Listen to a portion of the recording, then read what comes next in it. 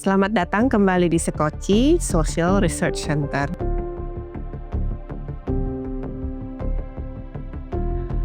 Ruang refleksi kita kali ini akan mengulas sebuah angka yang sekilas tampak seperti perhitungan teknis biasa di meja Kementerian Keuangan. Namun sebenarnya adalah sebuah pernyataan ideologis tentang masa depan kita. Angka itu adalah 80% dan 20%. Pemerintah melalui skema beasiswa Lembaga Pengelola Dana Pendidikan atau LPDP telah memutuskan untuk mengalokasikan kuota 80% bagi bidang Science, Technology, Engineering, and Mathematics atau STEM dan menyisakan hanya 20% untuk bidang Social, Humanities, Art for People, Religious Studies, and Economics atau SHARE. Lantas, apa alasan resminya? Akselerasi teknologi, kemandirian industri, dan hilirisasi nasional.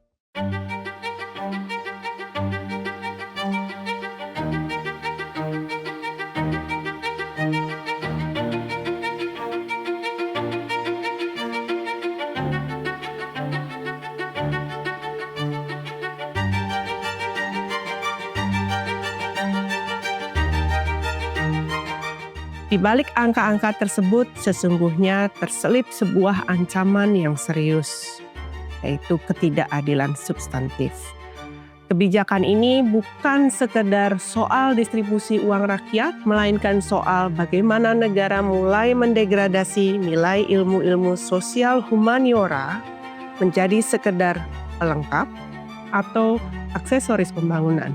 Meminjam kegelisahan Martha Nussbaum dalam bukunya Not for Profit, Why Democracy Needs the Humanities, apa yang sedang dilakukan pemerintah Indonesia adalah gejala krisis pendidikan global yang haus akan laba. Nussbaum mengingatkan bahwa pendidikan yang hanya mengejar profit dan keterampilan teknis akan menghasilkan generasi yang ia sebut sebagai useful machines atau mesin yang berdaya guna. Mereka cakap secara teknis namun tidak terasa secara etis. Mereka ahli mengalkulasi namun gagal berempati. Dengan memangkas porsi aspek etis dan humanis, kita sedang menyiapkan ribuan alat, bukan ribuan warga negara yang mampu menjaga dan mempertahankan demokrasi. Mari kita lihat dari sisi pemerintah. Mengapa mereka begitu terobsesi dengan STEM? Basis argumennya adalah pragmatisme ekonomi yang sangat kental. Pemerintah memandang dana pendidikan sebagai investasi yang harus memberikan imbal balik atau return on investment atau yang disebut ROI yang terukur secara material bagi produk domestik bruto atau PDB. Logika mengejar ketinggalan menjadi narasi utama. Demi Indonesia Emas 2045 dan lepas dari middle income trap, kita butuh tenaga kerja lokal di sektor energi hijau, manufaktur, dan semikonduktor. STEM dianggap sebagai mesin pertumbuhan yang paling visible bagi visi ini. Dalam konteks ini kita melihat relevansi pemikiran dari C.P. Snow dalam esai klasiknya The Two Cultures.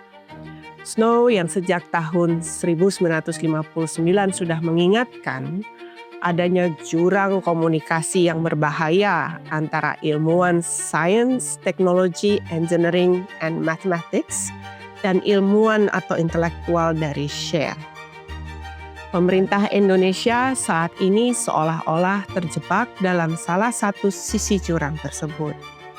Mereka menganggap bahwa kemajuan dunia hanya bisa diselesaikan dengan rumus matematik dan algoritma, tanpa menyadari bahwa masalah nyata seperti kemiskinan, ketimpangan, korupsi, kerusakan ekologi, etika, otokrasi, dan remilitarisasi memerlukan perspektif kebudayaan dan sosial yang mendalam. Kebijakan 80/20 ini kemudian juga memperlebar polarisasi tersebut. Seolah-olah inovasi nasional hanya bisa lahir di laboratorium yang kedap terhadap realitas sosial masyarakatnya. Sekarang mari kita masuk ke bagian yang lebih radikal. Benarkah teknologi itu netral? Benarkah memprioritaskan STEM otomatis akan membawa kemakmuran bagi seluruh rakyat? Wiener dalam bukunya The Whale and the Reactor memberikan tamparan keras bagi para pemuja teknologi. Ia bertanya, "Do artifacts have politics?" Apakah teknologi dan benda buatan manusia memiliki kepentingan politik? Jawabannya, iya. Pilihan untuk membangun industri nikel secara masif melalui hilirisasi bukan sekedar pilihan teknis. Itu adalah pilihan politik yang berdampak besar pada konflik agraria, penggerusan hak masyarakat adat, dan ketika pemerintah memprioritaskan 80% STEM, mereka sebenarnya sedang memaksa kelahiran ilmuwan-ilmuwan yang patuh, yang tidak akan mempersoalkan isu-isu etika di balik pembangunan bendungan atau dampak sosial dari sebuah kecerdasan buatan atau AI. Ini adalah bentuk kelindahan kapital dan negara untuk mendisiplinkan pengetahuan, meminggirkan share, dan hanya melihat, memaksa, dan bahkan mengeksploitasi bidang keilmuan STEM yang semata-mata hanya digunakan untuk memenuhi azas guna ekonomi. Kritik fundamentalnya adalah pemerintah seolah-olah melihat kemajuan negara maju tanpa melihat bahwa sebuah kemajuan itu harus dilandasi oleh fondasi-fondasi ilmu yang komprehensif termasuk ilmu sosial, politik, dan humaniora yang kuat untuk mengatur tatanan hidup yang bersama dan egaliter. Lebih jauh lagi, kita perlu membedah ini dengan perspektif Jasanow dalam The Ethics of Invention. Jasanow menegaskan bahwa kemajuan teknologi harus berjalan beriringan dengan tata kelola sosial dan etika.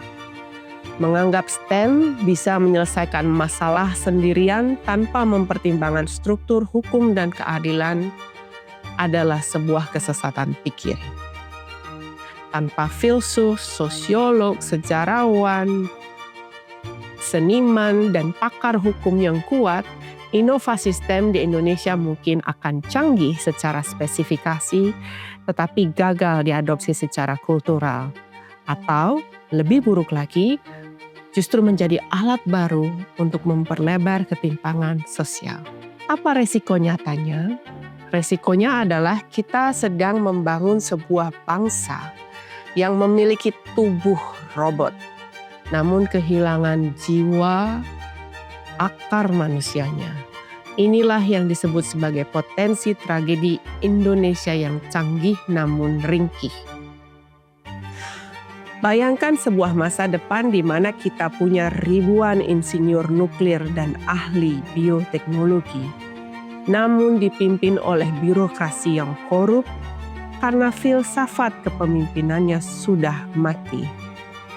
Bayangkan kita punya struktur digital yang canggih, namun masyarakatnya sangat mudah terpolarisasi, kehilangan empati, dan tumpul dalam menganalisis ketidakadilan sistemik karena ilmu-ilmu humaniora telah dipinggirkan sejak dini. Disinilah analisis Pierre Bourdieu dalam The State Nobility menemukan urgensinya. Bourdieu membahas bagaimana sistem beasiswa bisa menciptakan bangsawan negara atau elit baru melalui modal simbolik. Skema 80-20 dapat dibaca sebagai instrumen negara untuk memproduksi elit teknokratis yang memiliki modal teknis tinggi namun sangat compliant atau patuh terhadap sistem. Sebaliknya, negara secara sadar membatasi pertumbuhan intelektual kritis dari rahim ilmu sosial humaniora yang biasanya menjadi benteng dalam melawan kesewenang-wenangan kekuasaan. Tragedi besarnya bukanlah kekurangan insinyur. Tragedi besarnya adalah jika teknologi maju itu digunakan untuk menindas, karena para pemikir etika dan sosialnya tidak dianggap produktif secara ekonomi dan tidak diberi ruang untuk berkembang. Inovasi tanpa kemanusiaan bukan hanya tidak relevan, tapi berbahaya. Sahabat sekoci sekalian, ruang refleksi ini sama sekali bukan bermaksud untuk meremehkan pentingnya STEM. Kita butuh teknologi untuk perkembangan swasembada, energi, pangan. Namun kemajuan sejati mensyaratkan keseimbangan antara apa yang bisa kita bangun atau STEM dan mengapa serta untuk siapa kita membangunnya atau share. Kebijakan 80-20 adalah sebuah kebijakan yang reaksioner. Kita tidak bisa diam membiarkan pendidikan kita direduksi menjadi sekedar pabrik tenaga kerja industri. Kita harus menyadari bahwa ilmu sosial humaniora adalah penjaga jiwa bangsa, penjaga demokrasi, dan penjaga akal sehat kita. Untuk para ilmuwan STEM, janganlah langsung serta-merta mengiyakan posisi superior ini, karena posisi ini pun problematik bagi keilmuan STEM. Seperti yang sudah sebelumnya, kita perlu teknologi dan ilmu sains yang tidak meminggirkan, dan justru bersinergi dengan kesosialan dan kehumanioraan di Indonesia. Masyarakat harus mulai bersuara bahwa dana abadi pendidikan bukan hanya milik para teknokrat, melainkan milik seluruh rakyat yang ingin melihat anak-anak tumbuh menjadi manusia yang utuh, yang paham sejarahnya, yang mampu menulis sastra yang menggerakkan jiwa, dan yang memiliki keberanian moral untuk menggugat ketidakadilan. Mari kita dorong pemerintah untuk melihat pendidikan sebagai transformasi manusia, bukan sekedar optimalisasi return on investment ekonomi. Jangan biarkan Indonesia Emas 2045 menjadi Indonesia cemas yang hanya kuat secara fisik namun keropos secara karakter. Sudah saatnya kita menggugat. Sudah saatnya kita menuntun keadilan substantif bagi sistem pendidikan di Indonesia. Karena sejatinya masa depan bangsa ini ada di tangan manusia yang berjiwa, bukan mesin-mesin yang hanya tahu bekerja. Terima kasih atas kebersamaan dalam catatan refleksi ini. Mari terus asah nalar kritis dan jaga kompas nurani kita.